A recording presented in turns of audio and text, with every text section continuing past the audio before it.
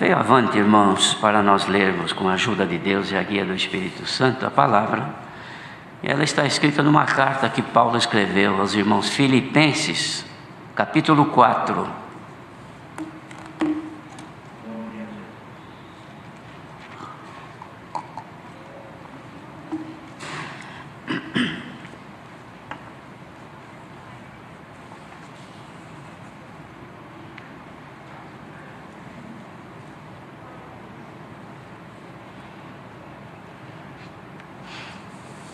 Então vamos ler com a ajuda de Deus. Portanto, meus amados e muito queridos irmãos, minha alegria e coroa, estai assim firmes no Senhor, amados. Rogo a Evódia e rogo a Sintique que sintam o mesmo no Senhor. E peço-te também a ti, meu verdadeiro companheiro, que ajudes essas mulheres que trabalharam comigo no Evangelho e com Clemente, e com os outros cooperadores, cujos nomes estão no livro da vida. Regozijai-vos sempre no Senhor. Outra vez digo, regozijai-vos. Seja a vossa equidade notória a todos os homens, perto está o Senhor. Não estejais inquietos por coisa alguma. Antes, as vossas petições sejam em tudo conhecidas diante de Deus, pela oração e súplicas com ação de graças. E a paz de Deus, que excede todo o entendimento, guardará os vossos corações e os vossos sentimentos em Cristo Jesus. Quanto ao mais, irmãos, tudo o que é verdadeiro, tudo o que é honesto, tudo o que é justo, tudo o que é puro, tudo o que é amável, tudo o que é de boa fama, se há alguma virtude, se há algum louvor, nisso pensai. O que também aprendestes e recebestes e ouvistes e vistes em mim, isso fazei. E o Deus de paz será convosco. Até aqui somente. Amém.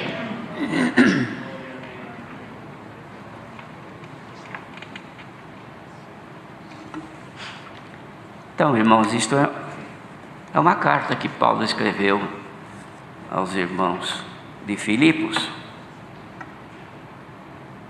Que ele, no capítulo anterior, que isso aqui é uma sequência do que ele havia comentado com os irmãos, era uma exortação à firmeza na fé e também a se desviarem de tudo aquilo que era mal, dizendo que aquelas pessoas que se portavam mal entre a Irmandade tinham um final já definido, que era a perdição, e a glória que eles ostentavam era para a confusão deles, porque eles só pensavam nas coisas terrenas. Foi isso que ele escreveu para aqueles irmãos. Depois ele fez menção dizendo que a cidade nossa, deles e agora nossa, estava e está nos céus, onde esperamos o Senhor Jesus, que vai transformar o nosso corpo abatido para ser conforme o seu corpo glorioso, segundo o seu poder eficaz de sujeitar todas as coisas a si mesmo.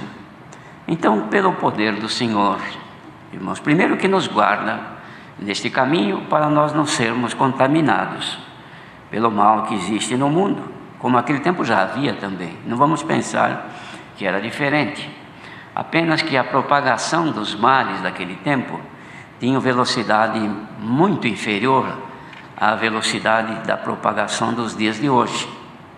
Aquele tempo, para que um costume, uma novidade, uma maldade, um projeto maligno, ele tivesse efeito entre as pessoas, demandava um tempo muito grande, porque não tinha um meio de comunicação tão eficaz quanto nos nossos dias, em que nos lugares onde se cometem as maldades, as malignidades, onde se inventam as piores maldades que o pecado pode formar no ser humano, já de imediato, em tempo real, é transmitida ao mundo.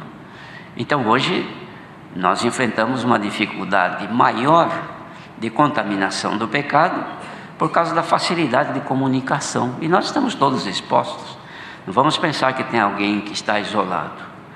Então não existe isso. Hoje, em qualquer lugar do Brasil tem comunicação e, consequentemente, contaminação também. Mas o apóstolo, então, irmãos, percebia que já entre eles, aqueles irmãos ali de Filipos, haviam divergências, coisas que de certa forma impediam a comunhão perfeita com Deus e entre a irmandade. Então ele dizia: meus amados irmãos, portanto, minha alegria e coroa, estai assim firmes no Senhor. Vocês não devem perder a firmeza para que não sejam contaminados. Mas ele dizia: eu rogo a Evódia e rogo a Sinti que sintam o mesmo no Senhor. Ele sabia que estas duas irmãs que trabalhavam no ministério, ou seja, eram irmãs que ajudavam os que cooperavam na parte ministerial. Não sabemos o que elas faziam, se era na piedade ou na evangelização, mas eram trabalhos importantes na obra. Mas só que elas tinham divergências, cujas divergências impediam-nas de ter boa comunhão entre si e com Deus. Porque assim, irmãos, quando nós somos infectados por coisas que se apresentam e de certa forma nos atinge, isso aí nos tira a nossa comunhão, nos tira a nossa liberdade pacífica entre pessoas, entre Deus também, de nós com o Senhor. Irmãos, veja, o Senhor Jesus, ele já combatia avidamente, irmãos, o fermento dos fariseus, que até uma vez, atravessando o lago, ele falou para os discípulos: vocês tomem cuidado com o fermento dos fariseus, hein? E eles pensavam que o fermento era porque, eles falaram: nós vamos do outro lado e nós não compramos pão para comermos lá. É por isso que ele está falando isso, pensaram. E o Senhor conhecia os pensamentos, falou: não é esse pão. Vocês não lembram que quando não tinha pão, pouquinho que tinha, foi acrescentado com o poder de Deus? E quantas mil pessoas comeram e quanto que sobrou? Eu não estou falando do pão da terra, eu estou falando das contaminações, estou falando das heresias, das contaminações doutrinárias, dos princípios que fazem com que vocês percam aquilo que vocês têm aprendido. De modo, irmãos, que aqui o apóstolo também, ele dizia, rogo, ele não estava pedindo, irmãos, estava rogando a estas duas irmãs: olha, vocês procuram sentir o mesmo. Irmãos, vocês não podem continuar desse jeito, separada. Cada um tem uma opinião e essa divergência impede a vossa comunhão entre si e, consequentemente, as vossas orações diante de Deus também se comprometem. Então, vocês precisam estar em paz uma com as outras. E depois ele fez também: peço-te também a ti, meu verdadeiro companheiro, que ajude essas mulheres que trabalharam comigo no Evangelho, e com Clemente, e com os outros cooperadores, cujos nomes estão no livro da vida. Também pedi a este irmão, que era um companheiro dele. Este irmão, Paulo considerava como verdadeiro companheiro. Por que será que ele dizia meu verdadeiro companheiro? Já deu para entender, não é, irmãos? Que ele tinha também companheiros que não eram verdadeiros. Eram companheiros na frente, mas por detrás eram adversários. Eram companheiros na amizade ou na aparência, mas na realidade não. Mas ele falava com este que ele considerava um verdadeiro companheiro e incumbia-no de ajudar essas mulheres, ou seja, aconselhá-las, falar delas do amor, da misericórdia de Deus, da necessidade de viverem pacificamente. Porque Paulo, nesse capítulo, ele enaltece muito, irmãos, a nossa paz com Deus. Porque quando a pessoa está caminhando, vivendo neste mundo sem paz, a pessoa não vive tranquila. Pode ser qualquer pessoa que seja. Perdeu a paz, há um desequilíbrio emocional, e às vezes até psíquico, e a pessoa já não tem mais domínio próprio, porque ela fica até, de certa maneira, inconsequente. Não pode nem responder pelos atos e pelas palavras que proferem. Por quê? Porque a pessoa perdeu a paz. E ele pedia então para esse companheiro que considerava verdadeiro, para ajudar estas mulheres. Irmãos, o povo de Deus tem que ter o dom de ajudarem-se mutuamente. Não deve haver bairrismo, Pessoa que fala, eu só luto pela minha igreja, como se fosse a dele. Só luto pela minha irmandade. Só luto pela minha família. Só luto por esses que são meus amigos. Eu só luto... Irmãos, se o Senhor Jesus fosse fazer isso, teria lutado somente pelos 12, menos um ainda que era traidor. Mas, no entanto, Ele deu a vida até por nós que não existíamos. Então nós devemos de ter em nós sempre uma predisposição de ajudar um ou outro. Mas deve haver nas pessoas a humildade de aceitarem, serem ajudadas, porque existem pessoas que não aceitam ajuda. Pessoas, irmãos, que são, de certa forma, vaidosas, ou têm um espírito altivo. Então não dá para ajudar uma pessoa dessa. Toda vez que vai ajudar, a gente sofre uma consequência. Aí é outra história. Mas se é pessoa mansa, se faz parte dos que deverão ser salvos, então ela tem uma qualidade que se chama humildade. Aí aceita ajuda. Aquele que é humilde, chega, eu vim aqui para te dar uma mãozinha, irmão, é que você se equivocou, você não entendeu esse negócio aqui, é assim, assim, assim. A pessoa, ao invés de se revoltar, se rebelar, irmã, me perdoe, de fato, eu estava equivocado, eu estava enganado, mas agora eu entendi, Deus te abençoe, mas me ajude. O humilde faz isso. O rebelde, ele se revolta, irmãos, e se volta contra a pessoa. Por quê? Porque foi tocar no seu, no seu ego, e o seu ego, ele é muito alto. Deus nos guarde disso, irmãos, porque mais para frente o apóstolo, então, ele vai dando esclarecimento e dizia assim: vocês se alegrem, regozijai sempre no Senhor, e outra vez digo para vocês se regozijarem. Mas vem aqui agora o detalhe: seja a vossa equidade notória a todos os homens. Por quê? Porque perto está o Senhor. Se o Senhor estivesse longe, não precisava falar isso. Cada um vive como quiser, separado, traindo-se, assim por diante. Mas o Senhor, diz a palavra, perto está o Senhor dos que o temem e esperam na sua misericórdia. Então a nossa equidade é a igualdade, irmãos. Superioridade não dá certo aqui. Grandeza não dá certo aqui. Posição melhor, mais importante, não funciona aqui. O Senhor Jesus ensinou isso. Quem quiser ser grande deve ser o menor. Então nós estamos numa condição, irmãos, que tudo que nos é ensinado para a salvação, irmãos, contrapõe-se à nossa vida terrena. Porque a vida terrena do ser humano, ela é composta pelos sentimentos que traz consigo, cuja origem é o pecado. Autodefesa, desconfiança, vingança, ódio.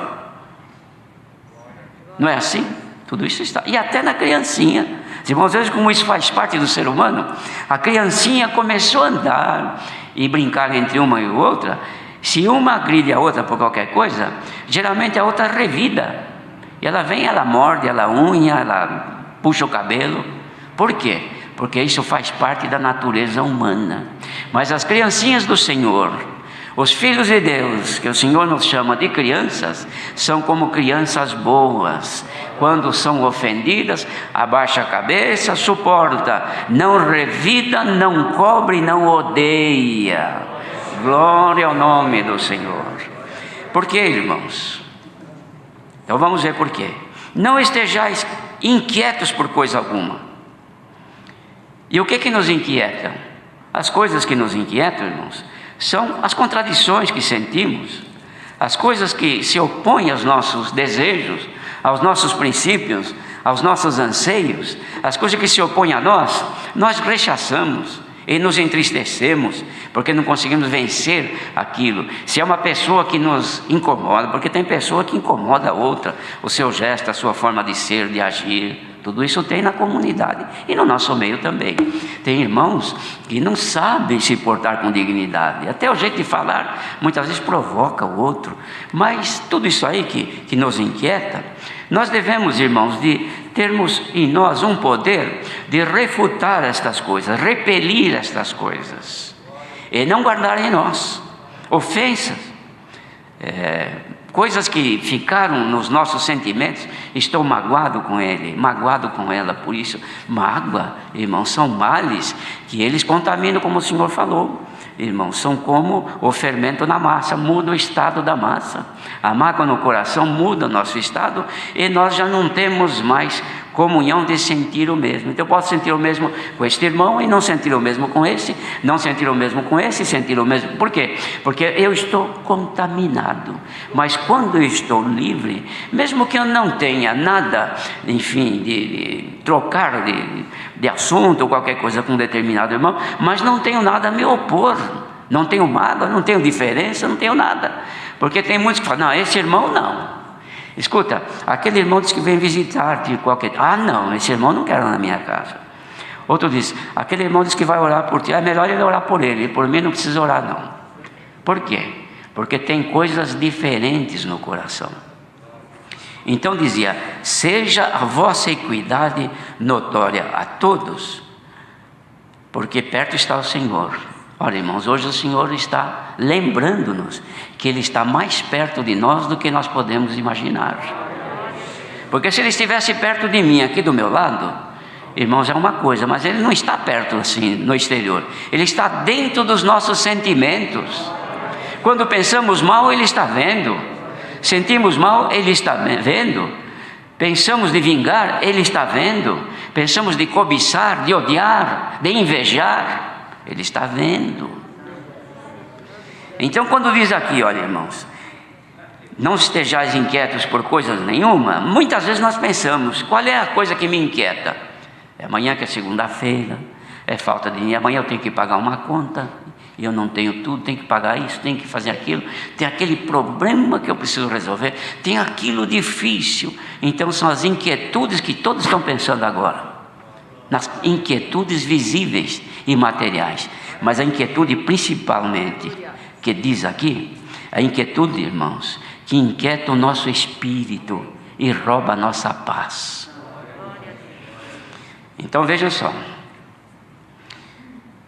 sejam então conhecidas as vossas petições diante de Deus pela oração e súplicas com ação de graça. Não é só pedir ao Senhor, Senhor, abre uma porta para mim amanhã, Senhor. Senhor, livra aquele da enfermidade, meu filho, meu marido. Senhor, liberta. Senhor, isso, e Senhor, aquilo. Dificilmente a gente fala, Senhor, me liberta dos maus pensamentos, Senhor. Me livra dessas coisas que pegam na minha mente, que tanto me molestam, que me inquieta tanto. A gente não se sente inquietado por estas coisas, pois é aí que a palavra está entrando. Sabe por quê? Porque ela é mais penetrante do que espada alguma, afiada com 2 fios, que penetra até as juntas e medulas. Irmãos, vai até o fundo da nossa alma. Ela conhece a divisão que há, a separação que há entre espírito e alma e corpo. Tem os defeitos do teu corpo, ela penetra, ela sabe. Tem os defeitos da tua maneira de viver a tua vida, ela sabe. E tem os defeitos do espírito, que é aqui que está falando agora. Essa inquietude que a palavra está falando é espiritual. Isto te corrói por dentro. Isto te faz viver como Evódia e Sinti, que separadas. Ele rogava o apóstolo para elas sentirem o mesmo, e você não sente o mesmo. Quantos que ouvem a palavra não sentem a palavra? Quantos que ouvem o discurso da palavra como um discurso de um político falando, de qualquer correndo sobre um assunto, mas aquele cujo espírito está desprovido, irmãos, destas coisas malignas, e está livre, a palavra vai falando, irmãos, encontra lugar dentro da mente dele. Outros ficam ouvindo. Os irmãos, vou falar aqui com liberdade, esta palavra está incomodando tanta gente, porque ouvindo isso aqui já começa a coçar a cabeça. Ei, mas por que eu fui ouvir essas coisas? É porque está contaminado. Os irmãos querem ver? Chega numa pessoa agora e fala, fulano, você está tossindo muito, espirrando e com coriza, vem aqui, eu vou fazer um teste em você. E faz um teste e fala, você está infectado com o Covid. Tem pessoa que se falar isso, irmão, sai desesperado correndo, eu vou agora mesmo buscar um médico, porque eu quero curar, não quero morrer não. Por quê? Porque ama esta carne aqui. Mas se a palavra falar aqui agora, olha, você está contaminado com estes sentimentos, com ira, com cólera, com ódio, com vingança, com pensamentos malignos. Mas por que eu fui ouvir essa palavra? Então continua assim. Porque quem perceber que está contaminado não vai correr no médico, nem no pronto-socorro. Dobra os joelhos: Senhor, me descontamina em nome do Senhor Jesus. Irmãos, aqui, por exemplo, temos quase que certeza que todos estão bem de saúde. Mas se por acaso aparecer alguém aí na saída, quando fôssemos embora, e dissesse: ô irmã, posso fazer um examezinho para ver se você está infectada com vírus? Oh, claro que pode, irmão. Então faz. A gente abre a boca, o nariz, sei lá, e faz o exame. Por quê? Não, eu quero saber. Deus me livre se eu estiver contaminado. E o Senhor pergunta: você quer que o Senhor te faça um exame agora? Não é pelo teu nariz, nem pela tua boca, mas é pela tua mente. Se você está ou não contaminado, se tu estás ou não contaminado. Aceita, irmã? Ou não precisa, acha que tem saúde? Eu digo para os irmãos: eu aceito que o Senhor me faça agora um teste, não de Covid, mas aqui dentro. E se tiver alguma coisa, já rogo agora mesmo que me descontamine em nome do Senhor Jesus. Irmandade aqui presente, se nós formos agora descontaminados dos maus sentimentos, daqui a pouco vai vir a receita médica para nós. Vamos prestar atenção. Então dizia assim: vocês não estando então inquietos por coisa nenhuma, vocês podem orar a Deus com ação de graça, suplicando que Ele ouve a vossa oração. E agora vem então o resultado. E a paz de Deus, que excede todo entendimento, guardará os vossos corações e os vossos sentimentos em Cristo Jesus. Quem é que não quer isso aqui, irmãos? Será que tem alguém que não gostaria de receber esta paz que excede todo entendimento? Se alguém precisar desta paz, é a proposta da palavra desta noite. Receba a paz de Deus, que domine o teu ser e afaste de ti tudo isto. Porque a receita vem aqui agora. Quanto a mais, irmãos, para não se contaminar, tudo que é verdadeiro, tudo que é honesto, tudo que é justo, tudo que é puro, tudo que é amável, tudo que é de boa fama, e se é alguma virtude, e se é algum louvor, nisso pensai. E depois, para arrematar, diz assim: o que também aprendeste e recebeste, ouviste e viste em mim, o apóstolo, isso fazei, e o Deus de paz será convosco. Este Deus de paz quer ser conosco, irmandade.